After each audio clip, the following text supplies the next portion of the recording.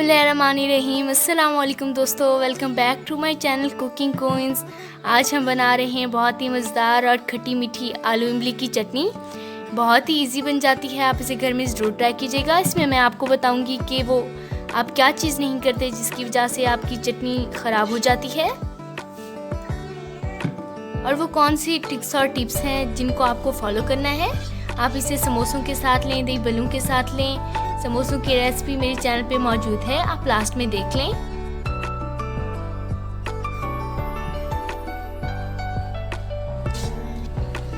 आलू इमली की खट्टी मीठी चटनी बनाने के लिए हमें जिन चीज़ों की ज़रूरत है, 1 पाव हमने आलू इमली ली है और इसे 3 घंटे पहले पानी में भिगो के रख दिया था।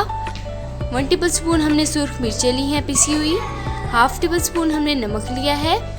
1/2 कप हमने चीनी का लिया है। चलिए तो दोस्तों, हम चटनी बनाना स्टार्ट करते हैं। जी तो सबसे पहले हम एक बर्तन ले लेंगे जिसमें हम अपनी चटनी तैयार करेंगे। हमने कढ़ाई ली है और उसके ऊपर एक छन्ना ले लिया है बड़ा सा। हमने ज़्यादा बारीक छन्ना यूज़ नहीं करना, वरना जो हमारी चटनी का पल्प है वो नहीं निकलेगा।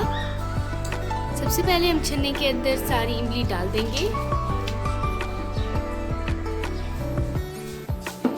और हल्का हल्का पानी डाल कर इसे मसलते जाएंगे।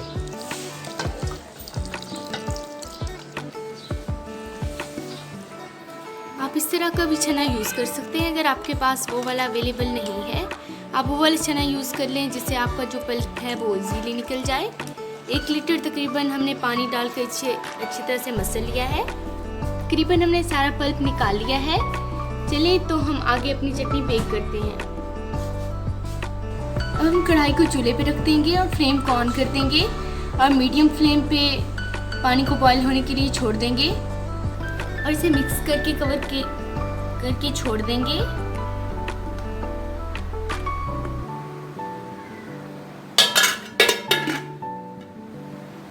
इसमें बॉईल आना शुरू हो गया है। अब हम इसके अंदर सुर्ख मिर्चें डाल देंगे और साथ में नमक भी डाल देंगे और मिक्स कर लेंगे।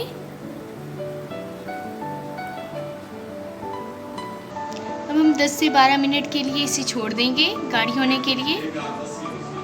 तब तक बनाएंगे जब हमारी जो चटनी है वो गाढ़ी ना हो जाए, और इसमें हल्का हल्का चम्मच चलाते रहेंगे वक्फे वक्फे से। जी देखिए, हमारी जो चटनी है वो गाढ़ी हो रही है और इसने अपनी बहुत सारी क्वांटिटी कम कर ली है। बाज़ लोग पूछते हैं कि उनकी चटनी ख़राब हो जाती है, वो फ्रिज में भी रखते हैं। अगर आप चटनी को फ्रीज़र में रखेंगे, यानी कि फ्रिज के ऊपर वाले पार्ट में, तो आपकी चटनी बिल्कुल भी ख़राब नहीं होगी। और याद रखिएगा कि आपने गीले बर्तन में कभी चटनी नहीं डालनी, खुश्क बर्तन में डालिएगा आप।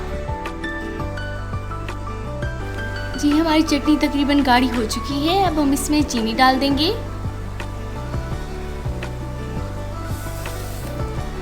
और मिक्स कर लेंगे और इसे फिर से 5 मिनट के लिए पका लेंगे ताकि चीनी अच्छी तरह से मेल्ट हो जाए।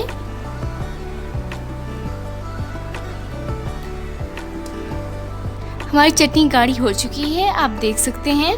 अब हम फ्लेम को ऑफ कर देंगे और चटनी को ठंडा होने के लिए छोड़ देंगे। जी हमारी चटनी जो है वो ठंडी हो चुकी है। अब हम एक शीशे का जार ले लेंगे। अगर आपके पास ये अवेलेबल नहीं तो आप कोई भी एयर टाइट बॉक्स या बोतल ले लें, आप उसमें रख लें। अब हम इसमें चटनी डाल देंगे। आपने इस बात का ख्याल रखना है कि आपका जो बर्तन है वो बिल्कुल भी गीला नहीं होना चाहिए।